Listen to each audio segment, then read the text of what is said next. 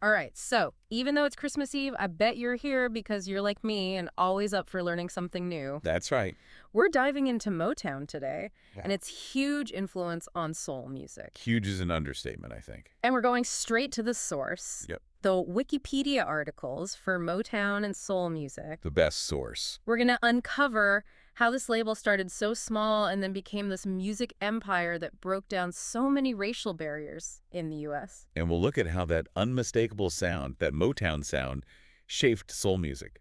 For sure, everybody knows the name Berry Gordy, but did you know he started out as a record store owner? I did not know that. And get this, he almost named his label Tammy Records. Tammy Records. Yeah, it was after a Debbie Reynolds movie. Oh, interesting. Imagine that. Can you imagine, like, going to a party and saying, yeah, I run Tammy Records? It just doesn't have that same, I don't know, it doesn't have that same ring to it. Not at all. Picking Motown was genius. Yeah. It's such a good name, the way it mixes, motor and town. So. Yeah.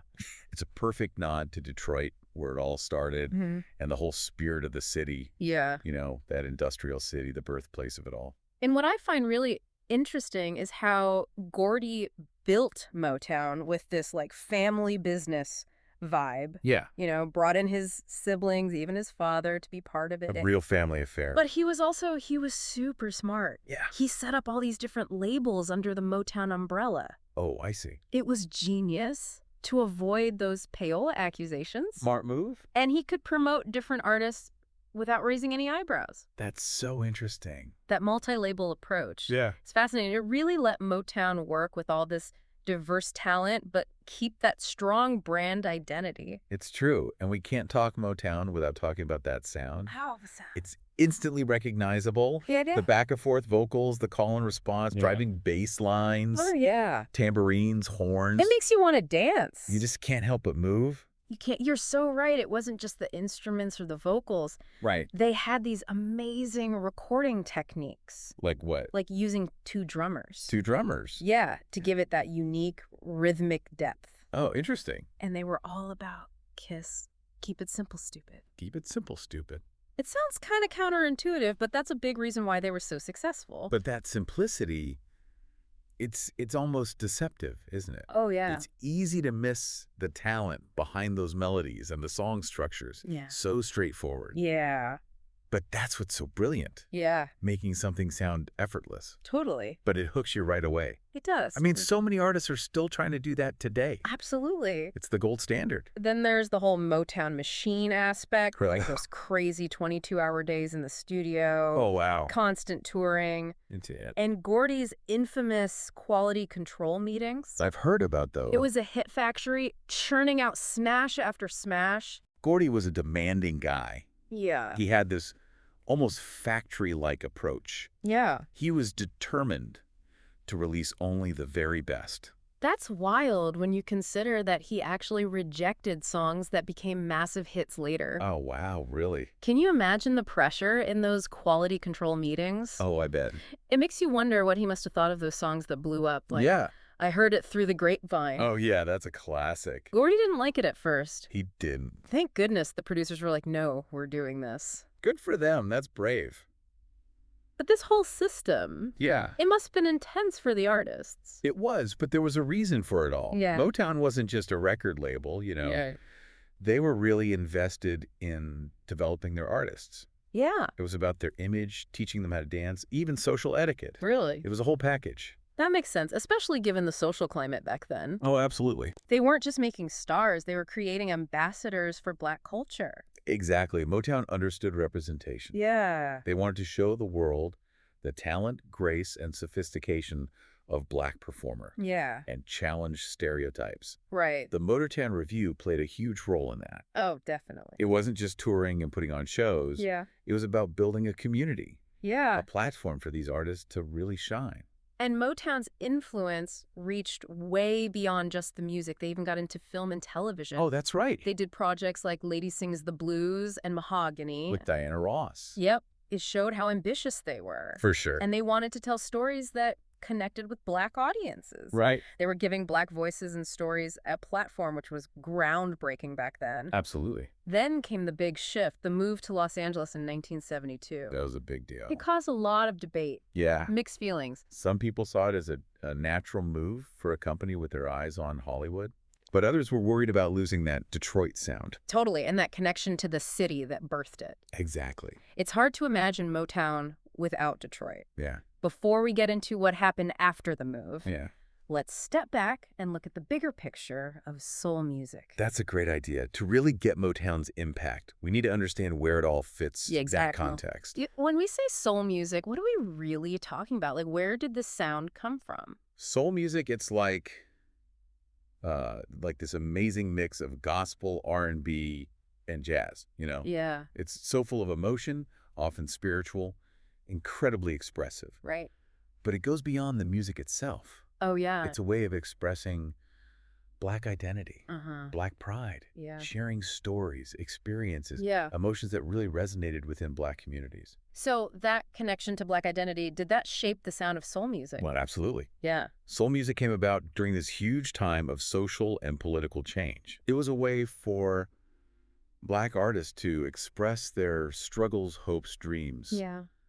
And it really connected with audiences who were going through those same things. Yeah, it makes sense. Same challenges, same aspirations. So even before Motown, there are these like major figures already shaping soul music. Yeah, you think about pioneers like Ray Charles. Yeah. His mix of gospel and blues was revolutionary. Totally. And then you've got Sam Cooke with those smooth vocals and socially conscious lyrics. Oh, yeah, Sam Cooke. And of course, James Brown Oh, yeah. with his raw energy and funk. Yeah. These artists, they laid the groundwork for what became a musical revolution.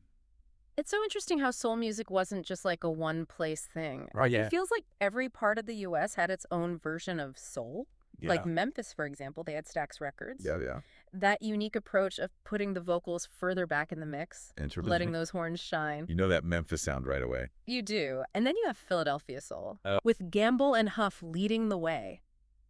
It's all about those smooth vocals, those complex harmonies, Yeah. and those big soaring string arrangements. It's pure soul. Oh, it is. And we can't forget about the Southern soul movement. Of course not. With artists like Otis Redding just pouring their hearts out. Oh, so much emotion. In those raw, emotional ballads, you can really hear the gospel influence. In every note.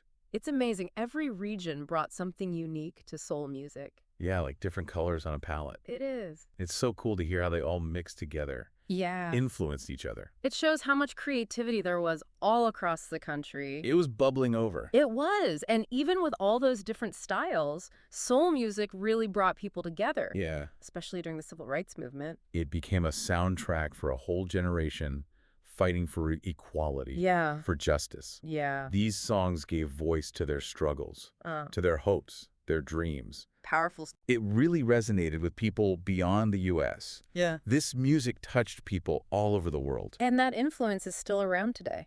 Absolutely. Soul music is woven into so many genres like funk, disco, contemporary R&B. Even the British music scene embraced soul music. They did. The Northern Soul movement is a great example. Oh, yeah. They were all about these kind of obscure, up-tempo soul tracks. Right. It's amazing how this music has crossed borders and generations. Okay, so we've looked at soul music in general. Yeah.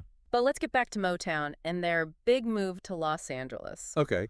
Did the magic fade after they left Detroit? It's tough to say. Yeah. I mean, Motown kept evolving, they adapted, Right. but there were definitely challenges. Like what? When Holland Dozier Holland left in the late 60s, The songwriters. yeah, they wrote so many hits for the Supremes. Yeah. You can't downplay their contribution to that early Motown sound. Yeah, it must have been a big loss for them. Of course. Hard to imagine Motown without those classic Supreme songs. How did they stay relevant after losing such a big part of their creative team? Well, new talent emerged. Oh, okay. Norman Whitfield stepped up, Okay. wrote hits for The Temptations, for Marvin Gaye. Cool. And Motown started to let go of some of that control over the production process. Really?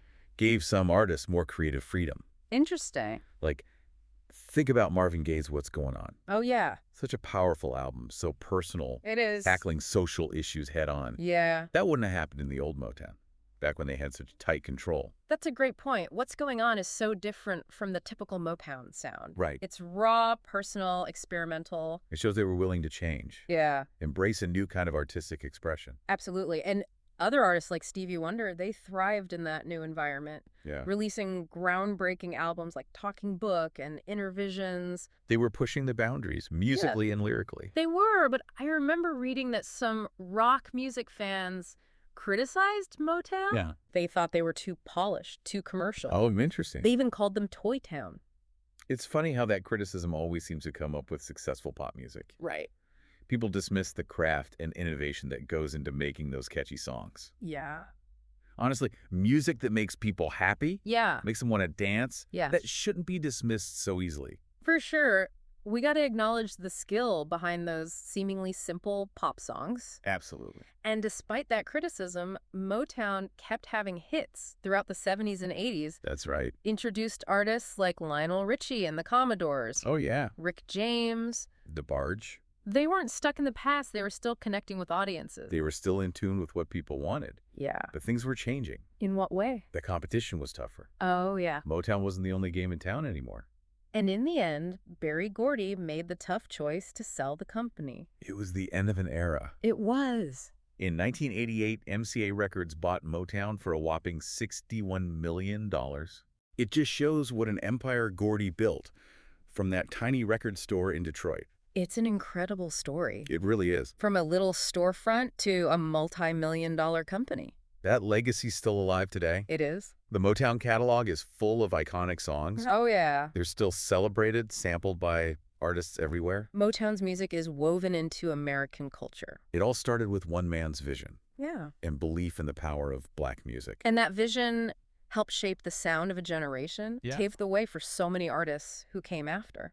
It's a story that needs to be told again and again. It does. Yeah, it really is. And as we're wrapping up this deep dive, I'm curious, what part of Motown and soul music really stood out to you? What really struck me is how tough soul music is, you know? Yeah. It came from this fight for recognition and equality, and it changed with the times, and it still connects with people today. Yeah. That staying power, it shows how relevant and powerful this music is. I'm with you on that. It's music that really speaks to the soul, you know? But before we go, here's something to think about. Huh? Did Motown moving to LA actually hurt its creativity? Or did it help them reach more people and spread that soul sound even further? It's a question that's got people talking, music fans, historians. Yeah. Did they have to move to grow? Right.